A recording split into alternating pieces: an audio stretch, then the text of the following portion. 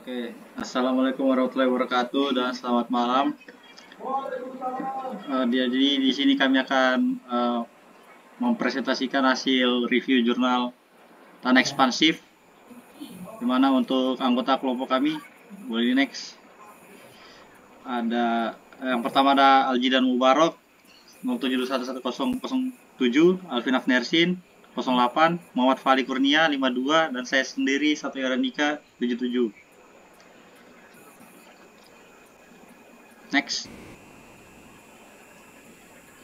Nah, jadi ada pun outline yang akan kita bahas pada review jurnal kami. Yang pertama ada asal-usul tanah ekspansif, terus ada ciri-ciri kerusakan tanah ekspansif, selanjutnya ada identifikasi tanah ekspansif, dan yang terakhir ada stabilitas tanah ekspansif. Baik, di sini ada asal-usul, di mana tanah ekspansif adalah tanah yang mengalami perubahan volume akibat perubahan kadar air dalam lapisan tanah. Biasanya ini tanah ekspansif mengandung mineral lempung seperti smekit atau monmorillonit yang mampu menyerap air. Ketika mineral tersebut menyerap air, maka volume tanah akan meningkat. Semakin banyak air yang terserap, maka semakin bertambah volume tanah. Untuk perubahan volume ini dapat merusak kekuatan struktur bangunan yang menempati tanah tersebut. Pondasi, lantai, dan dinding yang retak pada suatu bangunan merupakan ciri khas kerusakan yang disebabkan oleh tanah ekspansif, di mana diambil dari jurnal Arianto dan kawan-kawan tahun 2021.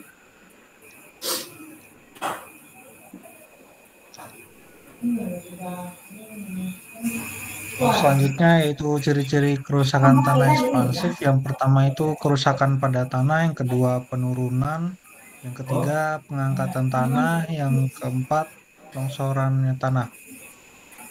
Next.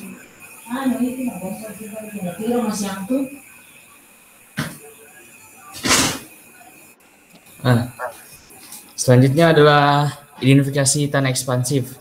Di mana dalam pengidentifikasian tanah ekspansif dibagi menjadi dua, yaitu secara langsung maupun tidak langsung. Ini bisa next.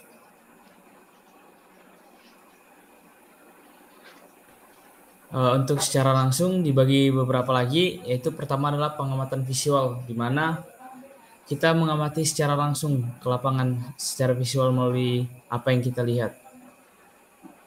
Yang kedua itu ada pengujian laboratorium, di mana pengujiannya ini meliputi pengujian batas Atterberg, pengujian swelling, dan pengujian kadar air.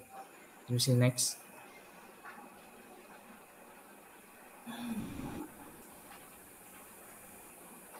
Kemudian selanjutnya ada pengujian lapangan, itu di mana dalam pengujian lapangannya ada dua lagi, yaitu pengujian SPT dan pengujian CPT. Bisa next. Nah, untuk yang tidak langsungnya ini dibagi menjadi dua, itu analisis mineralogi dan scanning elektron mikroskopi. Di mana dalam analisis mineralogi ini menggunakan X-ray diffraction, sedangkan untuk scanning elektron mikroskopi ini itu mengamati mikro tanah untuk mengidentifikasi mineral lempung yang ada di dalam tanah. Ini bisa next. Kemudian ada analisis geokimia dan pengamatan geoteknik, di mana dalam analisis geokimia ini menggunakan spektroskopi inframerah, kemudian analisis kimia basa. Dalam pengamatan geoteknik itu menggunakan studi geoteknik menggunakan data-data yang sudah dipelajari sebelumnya untuk mengidentifikasi potensi tanah ekspansif. Kemudian menggunakan peta geologi, di mana pengidentifikasiannya ini berdasarkan daerah yang sudah dipetakan sebelumnya. Bisa next.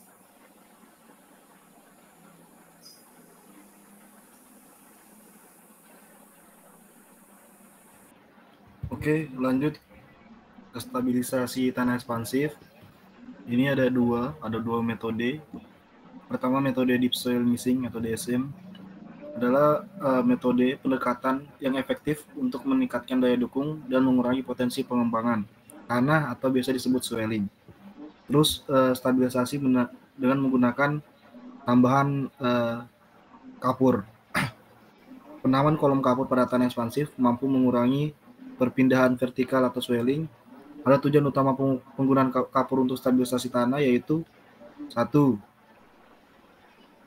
Memodifikasi sifat-sifat tanah, yaitu mengurangi plastis, mengurangi atau menghilangkan sifat kembang susut, menambah mudah pekerjaan, dan menambah diameter butiran dan lain-lain. Yang kedua, kapur ditujukan untuk stabilisasi tanah secara permanen. Kriteria untuk hal-hal ini didasarkan pada kapasitas dukung dan keawetan serta sebagainya. Nah, adapun kesimpulan dari semua outline yang sudah dibahas adalah sebagai berikut. Yang pertama, daya dukung tanah setelah penerapan metode Deep Soil Mixing DSM meningkat signifikan, terutama dipengaruhi oleh kedalaman kolom dibandingkan jarak antar kolom. Semakin dalam kolom DSM dan semakin dekat jarak antar kolom, nilai daya dukung akan semakin tinggi, maka nilai daya dukung semakin meningkat. Daya dukung terbesar mencapai 38,4 kg per cm persegi, terjadi pada variasi kedalaman 20 cm dengan jarak antar kolom 4,8 cm. Yang kedua, nilai swelling tanah ekspansif setelah dilakukan perbaikan menggunakan metode Deep Soil Mixing mengalami perubahan. Semakin besar rasio perbaikan tanah yang dilakukan, maka nilai swelling semakin kecil. Nilai pengembangan swelling pada variasi kedalaman 20 cm dengan jarak antar kolom 4,8 cm merupakan yang terkecil dengan nilai 0,55%. Ketiga, penambahan kolom kapur pada tanah ekspansif mampu mengurangi perpindahan vertikal atau swelling pada area 1 sebesar 7,13%, area 2 sebesar 6,08%, dan area 3 sebesar 1,83%. Penambahan kolom kapur pada tanah ekspansif mampu mengurangi perpindahan vertikal swelling pada area yang telah disebutkan. Yang keempat, penambahan kolom kapur mampu menurunkan nilai indeks plastis atau PL dari tanah dari 71,82% menjadi 20,44%. Kelima, kapur juga dapat menurunkan nilai liquid limit atau LL dari 114,05% menjadi 92,29%. Serta menambah nilai kohesi undrained atau CU dari 3,47 kN per meter persegi menjadi 9,62 kN meter persegi.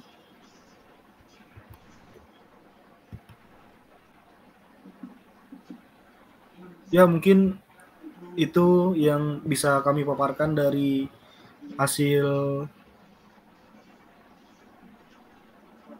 PPT kami. Mungkin jika ada sesuatu yang ingin ditanyakan bisa langsung ketik di kolom pertanyaan. Sekian dari kami. Wassalamualaikum warahmatullahi wabarakatuh.